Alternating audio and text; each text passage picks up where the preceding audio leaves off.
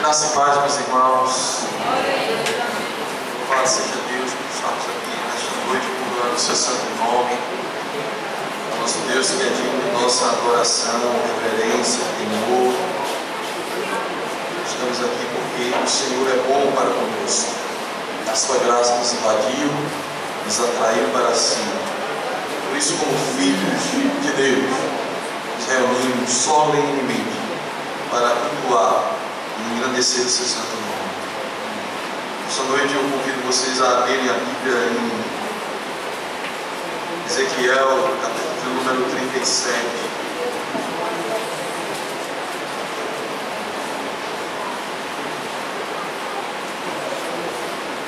Nós estaremos lendo o versículo de número 1 ao 14. Antes, porém, iremos orar ao Senhor mais uma vez nessa noite. Santo Deus, nós invocamos a Ti mais uma vez por meio desta oração em nome de Jesus Cristo, Filho amado, para te render graças pelo privilégio que o Senhor nos dá, ó Deus, de sermos filhos do Senhor, resgatados por Cristo Jesus, o nosso Salvador. Obrigado porque o Senhor é o nosso Pai, nosso Senhor absoluto, que reina sobre nós, sobre nossas vidas. Dirige-nos, Senhor, nesta terra, até o último dia de nossas vidas, para naquele dia em que o Senhor, para si nos tomar, possamos, ó Pai, nos deleitar ainda mais com a Tua presença excelsa durante toda a eternidade. Deus, colocamos diante de Ti as nossas vidas e pedimos ao Senhor graça para que possamos entender a Tua palavra, para que possamos compreendê-la, ó Deus. Que o Senhor fale conosco, ó Pai, que o Espírito opere no meio de nós, que nos submetamos a Ti. Que o Senhor possa, ó Deus, realizar em nosso meio aquilo que nenhum de nós pode fazer. Nos atrai cada vez mais a Ti, Senhor. Assim nós te oramos nesta noite e dizemos ao Senhor. Amém. Meus irmãos, Ezequiel 37, no versículo 1 ao 14, Deus restaura o seu povo. Vamos ler o texto. Estarei lendo. Os irmãos acompanhem a leitura com as Bíblias e as versões que tem em mão. Diz a palavra do Senhor: veio sobre mim a mão do Senhor, e Ele me levou pelo Espírito do Senhor, e me deixou no meio de um vale que estava cheio de ossos, e me fez andar ao redor deles. Eram muito numerosos na superfície do vale, e estavam secíssimos. Então me perguntou: filho do homem, acaso poderão reviver estes ossos? Respondi: Senhor Deus, Tu sabes. Disse-me Ele: profetiza a estes ossos e dize-lhes: ossos secos, ouvi a palavra do Senhor. Assim diz o Senhor Deus a estes ossos: eis que farei entrar o Espírito em vós e vivereis. Porei tendões sobre vós, farei crescer carne sobre vós estenderei pele e porei em vós o Espírito e vivereis. Sabereis que eu sou o Senhor. Então profetizei segundo me for ordenado. Enquanto eu profetizava, houve um ruído, um barulho de ossos que batiam contra ossos que se ajuntavam, cada osso ao seu osso. Olhei, e eis que havia tendões sobre eles, e cresceram as carnes, e se estendeu a pele sobre eles, mas não havia neles o Espírito. Então ele me disse: profetiza ao Espírito, profetiza ao Filho do Homem, e dize-lhe: assim diz o Senhor Deus, Vem dos quatro ventos, ó Espírito, e assopra sobre estes mortos, para que vivam. Profetizei como ele me ordenara, e o Espírito entrou neles, e viveram, e se puseram em pé, um exército sobremodo numeroso. Então me disse: Filho do homem, estes ossos são toda a casa de Israel. Eis que dizem: os nossos ossos se secaram, e pereceu a nossa esperança, estamos de todo exterminados.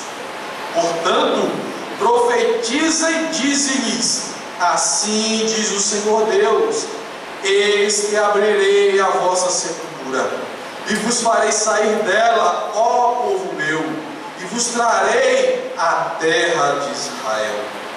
Sabereis que eu sou o Senhor, quando eu abrir a vossa sepultura, e vos fizer sair dela, ó povo meu. Porém vós o meu Espírito, e vivereis, e vos estabelecerei na vossa própria terra.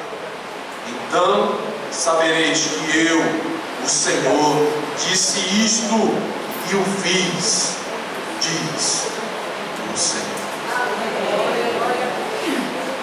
Deus restaura seu povo, meus irmãos. Esse é um texto em que a gente vê a poderosa mão de Deus sobre a vida daqueles a quem está sob o seu domínio, de quem Ele cuida e de quem Ele trata. Israel de um lado, morto, no sentido de ser um povo cativo espiritualmente, fraco, abatido, e por outro, Deus da aliança, Deus do pacto com o seu povo, e que traz de volta ao seu povo a vida, estabelece a promessa que Ele havia feito anteriormente para se cumprir. Meus irmãos, eis aqui um texto que mostra como Deus age em nosso favor, nas nossas vidas. Se vocês olharem e lerem Ezequiel, Jeremias, também o próprio Daniel, são profetas em um momento em que Israel vivia dias difíceis. São profetas que vaticinaram sobre o povo uma desgraça. Porém, Deus, em meio a essa desgraça, apresenta um futuro glorioso e promissor para um povo que se via perdido, sem nenhuma esperança. Meus irmãos, um pouco dos capítulos que seguem esse capítulo 37 fala apenas de juízo divino nas nações gentílicas ao redor, que se aproveitou do flagelo que aconteceu sobre Israel e se acharam a ocupar a terra de Israel, a terra que Deus tinha prometido ao seu povo, não sabendo eles que Israel estava sobre um juízo divino, momentâneo, mas que Deus iria restabelecer o seu povo e iria julgar as demais nações pelas quais Deus não utilizou para castigar o seu povo.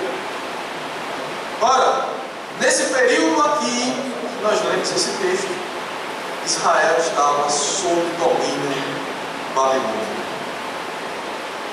Babilônia dominou sobre Israel por volta de 50 anos. 50 anos não são 50 dias. Viver escravo, fora da sua terra, sem liberdade alguma, distante do templo, que era o lugar onde eles cultuavam a Deus. Não era e não foi fácil para aquele povo. O povo que os anos se passavam e cada vez mais eles se viam ainda mais distante daquela vida que eles tinham outrora. Era uma geração, foi uma geração, 50 anos não são 50 dias. Judá havia caído sobre Babilônia, era o último reino. Israel, o reino do norte, já havia caído, e Judá ainda resistia.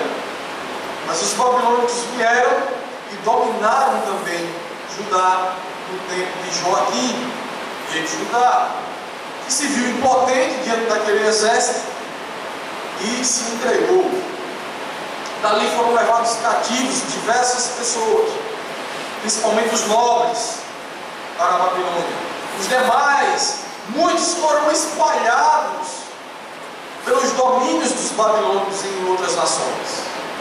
E poucos ficaram ali na terra, que posteriormente terminaram saindo e a terra ficou totalmente desolada, porque 11 anos depois houve uma revolta e aí o rei babilônico resolveu, de fato, intervir. Muitos, com medo dessa intervenção, fugiram, se espalharam e abandonaram a terra prometida, a terra da promessa. E esta geração, que estava debaixo de muitas promessas falsas. Estamos lendo Jeremias, lembra isso. Falsos profetas se levantavam e diziam: olha, é coisa boa que o Senhor tem para vocês. O Senhor tem promessas de bem para vocês. O Senhor tem prosperidade para vocês. Jeremias, na contramão ou contra a maré, dizia a Israel: arrependam-se dos seus pecados. Vocês têm levantado ídolos para si. Vocês têm se levantado contra o Senhor, e Ele trará juízo contra vocês. Meus irmãos, 40 anos o povo preferiu acreditar na mentira, porque lhes falava ao coração os falsos profetas. Este povo sucumbiu e caiu porque não ouviu a voz de Deus. Quando estavam no exílio, novamente falsos profetas se levantavam e diziam: Israel, promessa de bem para ti. O Senhor irá te livrar desse cativeiro em poucos anos. Promessas, as promessas, quando Deus não falava por esses profetas. 50 anos. 50 anos foram aquele cativeiro. Foi aquele cativeiro sobre aquele povo. E, meus irmãos, aquela geração que havia ouvido aqueles profetas quando ainda na terra deles, e que estava ouvindo outros falsos profetas no exílio, começaram a desanimar, a esfriar na fé, porque tudo aquilo que era de bom prometido acontecia o contrário. E essas pessoas foram morrendo, a sua esperança foi acabando. A quem ouvir? Deus não nos enxerga mais. Deus não nos ouve mais. E a fé dessas pessoas morria. Era de fato um povo sem vida, no sentido espiritual. Era um povo sem terra, sem liberdade, no sentido material. Quando, depois de 50 anos, os persas, através de Ciro, estabelecem-se no poder, destronando aí o reino babilônico, e numa intervenção divina, Deus levanta os persas. Ciro autoriza aos judeus exilados a regressarem à terra de Judá, e permite a reconstrução do templo. É isso que vocês vão ver lá em Esdras, né? Elias. É esse contexto. É nesse contexto que acontecem essas coisas. E esse povo é restaurado a partir dos persas se levantando e destruindo, como Deus havia dito aqui nos capítulos anteriores. As profecias contra várias nações e profecias também contra a Babilônia, que ela seria derrubada, e veio a acontecer Deus julgando essas nações. Mas durante este período, meus irmãos, os judeus a cada ano perderam, ou perdiam ainda mais, sua esperança de voltarem à terra. Pois vários falsos profetas, como eu falei, haviam iludido o povo. Não só que Judá não iria perecer diante dos babilônicos, mas como depois de acontecer a desgraça, eles iriam se livrar rapidamente daquele mal, coisa que não acontecia. Falsos profetas são uma desgraça na vida do povo de Deus. Alimentam-os com a falsa esperança. E quando esta esperança não se cumpre porque é falsa, a tendência é a morte espiritual de muitos. A chave para entender esta visão de Ezequiel é o versículo de número 11. Quando ele é levado ao vale nesta visão de Deus. O versículo-chave é o versículo de número 11, que nos dá uma visão completa do que representava este vale. Quando ele diz: então me disse, filho do homem, estes ossos são toda a casa de Israel. Eis que dizem, os israelitas diziam isso: os nossos ossos se secaram e pereceu a nossa esperança, estamos de todo exterminados. Perdeu a esperança, perdeu a fé, perderam a confiança no seu Deus, no Deus da aliança. E aqui, meus irmãos, tendo isto como entendimento, poderemos destacar várias coisas, mas eu quero destacar algumas nesse texto para a nossa edificação e consolo do Senhor. E a primeira delas é sobre a falta de esperança e fé. Falta de esperança e fé que atinge a muitos. Irmão, não permita, não deixe que o seu coração se esfrie a tal ponto, seja por causa de falsas profecias, de falsas promessas dita a você por falsos profetas, seja lá por que for, não deixe que a falta de fé entre em seu coração. Não permita. E eu vou lhe dizer por quê mais à frente. Você não deve permitir isso. É preciso entender, meus irmãos, que esta apatia espiritual é essa falta de olhar para o futuro e ver que Deus controla todas as coisas, inclusive fará cumprir aquilo que Ele tem determinado para cada um de nós, para o seu povo, para a sua igreja. É perder esta visão, perder essa esperança que nos faz parar na caminhada e desistir. Desistir da vida cristã, desistir de Deus, desistir do mundo e da própria vida. Israel estava servindo assim, como mortos.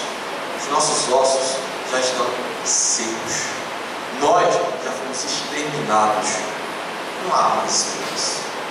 Não tem mais sentido. E o texto ressalta isso quando o Senhor toma o profeta e o leva pelo Espírito, em visão dessa maneira. Ele o leva para o Espírito ao meio de um vale, nosso Senhor. E diz o texto no verso 2 que o vale estava sequíssimo, era sequidão. O destaque é a sequidão dos ossos mostra duas coisas. A primeira delas, a total falta de esperança de restauração por parte do povo. Eles não viam saída, estavam completamente dominados e espalhados por diversos lugares pelo mundo. dominada por Babilônia. A sua terra estava ocupada por outros povos. Eles não tinham forças em si mesmos e se viram completamente desolados, perdidos. Era impossível aos olhos humanos. Ossos secos, não estava ali um cadáver para ser ressuscitado todo completo. Estavam apenas os ossos sequíssimos. Essa era a visão. Ossos completamente secos, muito tempo. Uma segunda coisa que a sequidão nos mostra aqui, de fato, somente uma intervenção sobrenatural poderia mudar a realidade das coisas para que Israel fosse restaurado. Por um lado, mostrava que realmente o povo não tinha esperança, não tinha forças, não tinha condição de sair daquela situação. Por outro lado, mostrava que só algo sobrenatural, só uma intervenção dos céus poderia trazer Israel de volta à terra. Milagres acontecem. Deus zela por nós. Deus zela pelo seu povo. Deus nos disciplina, mas cuida de nós e age em nosso favor para nos restaurar. Talvez, meu querido, você tenha perdido a esperança de uma intervenção divina sobre muitas coisas relacionadas à sua vida. Talvez você esteja como Israel estava, apenas enxergando que não tinha condição nenhuma mais, nem sequer de continuar na caminhada. Mas esse texto nos chama a atenção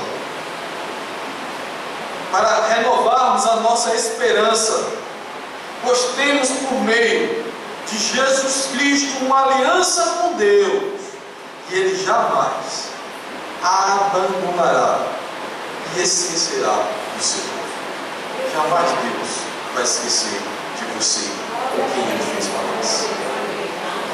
Deus não esquece de nós. Você pode olhar e dizer assim: Deus esqueceu de mim, meus ossos se secaram, estou perdido, acabou a minha vida, não tem mais solução, não tem mais jeito. Nada humano pode mudar. Verdade. Nada humano pode mudar. Mas Deus, o Deus que tem um pacto com você, pode mudar. Ele pode fazer do vale de ossos secos trazer vale de ossos secos à vida. Era isso que ele estava fazendo com Israel. Um Israel perdido, morto, trazer a vida e restaurar a terra prometida. Meu irmão, minha irmã, renove sua fé em Deus e sua esperança no Cristo que vive e reina para todo sempre. Ele sempre será o seu Deus. Sempre será o seu Deus. E aqui o profeta anunciou uma mensagem de esperança para os desesperançados de Israel. E essa mensagem está sendo repetida nesta noite para aqueles cujos ossos secaram-se, cuja esperança desvaneceu. Lembre-se, a esperança se baseia em confiança. Então, quanto menos esperança, menos confiança, e assim cada vez mais falta de fé e distanciamento de Deus. O resultado é morte espiritual. A esperança adiada desfalece o coração, mas o desejo atendido é árvore de vida, já diz a palavra de Deus no Provérbio. E assim, meus irmãos, está um povo está morrendo porque não tem mais esperança no seu Deus, porque as coisas são impossíveis. Por outro lado, o profeta de Deus chega e diz: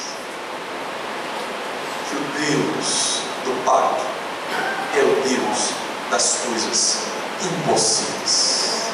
É a segunda coisa que aprendemos nesse texto. O nosso Deus é o Deus do impossível. Não há limites. Não há limites. Veja como a sua fé se esvai. O Senhor te restaura e te dá a fé que revigora a tua vida e que faz ver o impossível acontecer. Não devemos perder a esperança em tempo algum, pois Deus tem poder e age além do nosso entendimento e das nossas expectativas. Versículo de número 3. Deus pergunta ao profeta: Filho do homem, poderão viver nesses ossos? O que nós diríamos? Que qualquer ser humano diria, numa visão natural, numa visão realista das coisas: impossível. Como? Os ossos eram mais sequíssimos, não tem carne, não tem tendão, não tem mais nada, só ossos. Era assim que estava Israel. Já se via dessa maneira. Nós não vamos mais voltar para a nossa terra. Nós somos um povo totalmente dominado, perdido, sem mais nada. Estamos espalhados, nem força para se juntar a gente mais. Acabou. Morremos. Estamos exterminados. Lá no versículo 11, essa era a visão do povo. E Deus está dizendo para o povo: não. Eu sou Deus de Israel. Deus é o Deus da igreja. O Senhor é o nosso Deus. Filho do homem, poderão viver estes ossos? Eu disse: Senhor Deus, Tu o sabes. Irmão, irmã, não duvide do poder de Deus. Não ache que tenha limites às coisas de Deus. Não tem limites às coisas do Senhor. As coisas do Senhor estão além do que sua mente possa imaginar e compreender. Era impossível aos olhos humanos aqueles ossos se tornarem a viver. Era impossível. Mas o Senhor, que sabe e determina todas as coisas, que sabe o que quer e o que faz com o seu povo, tinha a resposta. Se aqueles ossos tornarem uma vida, estariam o seu comando. Era impossível aos olhos humanos. Não importava, ou não importa para aqueles que escutam e sabem quem é o seu Deus. Se é impossível, nós devemos esperar em Deus. O importante é que o Senhor tem poder para fazer o impossível, se assim quiser realizar. E Deus queria e iria restaurar Israel a sua terra. Nosso Deus é o Deus do impossível. Não esqueça disso. Uma terceira coisa que podemos extrair desse texto, dentre tantas, é a instrumentalidade da restauração. Sabe qual é o instrumento dessa restauração? A palavra de Deus, juntamente com o poder vivificador do seu Espírito. Verso 4, ele diz: profetiza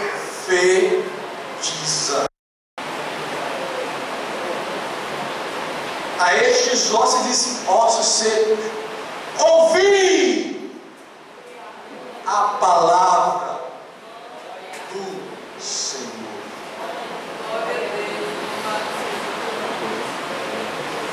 Profetiza. Ossos secos, escutem, ouçam a palavra do Senhor. Verso 4. No verso 9, temos de novo o Senhor repetindo esta mesma mensagem. No versículo de número 10, quando o profeta disse que fez como ele ordenou, e eles tornaram a vida. Meus queridos irmãos, é a palavra de Deus que nos leva até Cristo e este que nos liga a Deus. A restauração da vida do povo de Deus começa com a palavra de Deus. Não há outro meio para que uma vida seja restaurada se não for por meio da palavra de Deus. É por isso que nós ouvimos o salmista dizer: isto é a minha consolação na minha aflição, porque a tua palavra me vivificou. Salmo 119:50. Deus, Ele nos deu vida em Cristo. Deus dá vida aos mortos por meio de Jesus Cristo, está lá em Efésios 2:1. E nos vivificou, estando vós mortos em ofensas e pecados. Deus traz a vida ao anunciar a sua palavra, que nos remete a Cristo. Deus aviva a nossa vida por meio da sua palavra poderosa. Essa profecia com certeza tem um sentido muito mais amplo do que simplesmente Israel. Eu vejo aqui o povo de Deus em toda a sua extensão. Há um sentido mais amplo em que podemos ver o Filho de Deus em dar vida às pessoas. Ele é o Verbo que se fez carne. Ele traz vida. Vida aos que estão mortos em delitos e pecados. Israel morreu por causa dos seus delitos e pecados, e Deus estava ali restaurando o seu. Profetiza: ouve, Israel, a minha palavra, diz o Senhor. Jesus, meus irmãos, deixou claro quando disse: o Espírito é o que vivifica, a carne para nada aproveita. As palavras que eu vos digo são Espírito e vida. João 6:63. A palavra de Deus é restauradora, ela é transformadora, ela é poderosa para cumprir os desígnios de Deus. Da sua boca, uma simples ordem, coisas estrondosas acontecem. E disse Deus: haja luz, e houve luz. Quando Deus chama, os mortos são vivificados pela sua palavra. Eles se levantam e se revestem de vida. É assim conosco o dia que o Senhor nos chamou, quando estávamos mortos nos nossos delitos. Se volte para Deus e para a verdadeira profecia, para a verdadeira palavra, porque nela a sua esperança não é vã e nunca será vã. Destrone todos os falsos profetas e olhe para o Senhor e para a sua palavra que traz vida. A palavra de Deus nos levará a uma vida de fé e esperança. É a palavra de Deus que cultivará em nossos corações o desejo de buscá-lo, de adorá-lo através da oração, através de louvores, através de uma vida piedosa. É a palavra de Deus que produzirá em nós o temor e o amor por Deus. Nos trará vida em Cristo Jesus, o nosso Cristo. Há uma relação íntima entre vida espiritual e a palavra de Deus. Não se engane. É verdade que alguém pode conhecer a palavra e ser morto espiritualmente. Mas ninguém pode ser vivo sem a palavra. Com a palavra existirão vivos e mortos, porque mesmo conhecendo, rejeitarão em seu coração. Mas ao contrário, não tem como. Não tem como viver espiritualmente sem ter a palavra de Deus gravada em seu coração, sem ouvir a voz de Deus, sem escutar a voz do Senhor, sem estar atento para o que o Senhor diz. Disse o Senhor Jesus: e a vida eterna é esta, que te conheçam a ti só, como Deus verdadeiro, e a Jesus Cristo a quem enviaste, porque lhes dei as palavras que tu me deste, e eles as receberam, e têm verdadeiramente conhecido que saí de ti, e creram que me enviaste. É uma relação íntima da nossa fé com a palavra. A palavra gera em nós a fé, a esperança, e nos mantém firmes na presença de Deus, ouvindo e atento à voz do Senhor e discernindo os falsos profetas. A verdade de Deus, meus queridos, traz vida, traz restauração. A falsa profecia, o falso ensino traz destruição e morte. Sem a verdade, a nossa religião é vazia. Sem vida espiritual verdadeira. Digo vida espiritual verdadeira porque a espiritualidade está presente nas diversas religiões, mas a espiritualidade verdadeira não tem base externa, não tem base nos modos ou na maneira que ela se propõe, nem fórmulas humanas e preceitos humanos. A espiritualidade verdadeira tem como sua base a verdade revelada.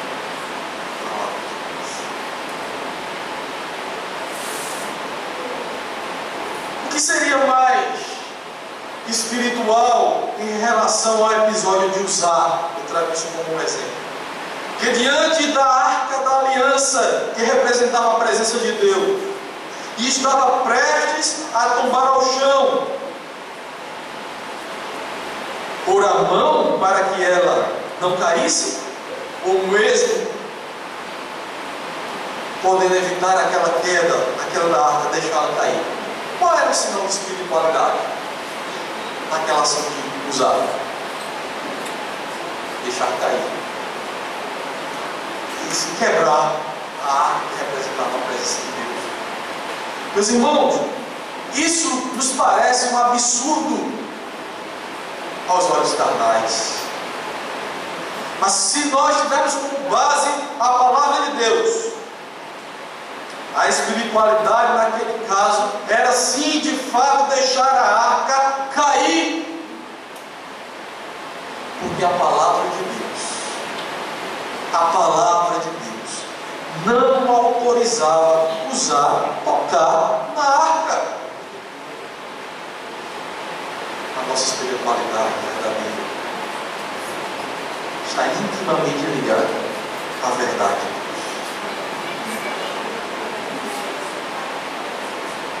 Deus. Intimamente ligada. Sem a palavra, as boas intenções espirituais levam à morte. Uzá morreu. As boas intenções levam à morte, porque não há espiritualidade sem a palavra de Deus, sem a verdade reinante. Através da palavra de Deus, nós temos vida. Deus deu uma visão a Ezequiel sobre o que aconteceria com o povo, por meio da profecia, ao restaurar os ossos secos. Como diz o texto, cada osso ao seu osso. Isso representava claramente que Israel certamente seria restaurado completamente. Israel seria restaurado completamente. Era essa a visão que o profeta teve. Depois de tanta coisa ruim, Deus havia julgado, e realmente quando o povo se viu na mais deplorável miséria, Deus disse: chega, vou restaurar vocês. Vocês são como ossos, realmente, se veem assim, serão restaurados. Eu quero encerrar dizendo, meus irmãos, confie na restauração de Deus, se sua vida anda como ossos secos. Confie na promessa de Deus, Deus do Pai, que será uma aliança com o seu povo, pois Ele há de restaurar o seu povo no tempo, na hora determinada, mesmo que aos seus olhos as coisas sejam impossíveis. Não perca a esperança daquilo que você colocou nas mãos do Senhor, e nele espera, porque o nosso Deus é um Deus que realiza coisas impossíveis. Eu quero encerrar dizendo que Ele chama muitos ainda hoje para que em Cristo Jesus tenham vida e a tenham em abundância. Disse Jesus, encerro com as palavras do Mestre: eu sou a ressurreição e a vida. Quem crê em mim, ainda que esteja morto,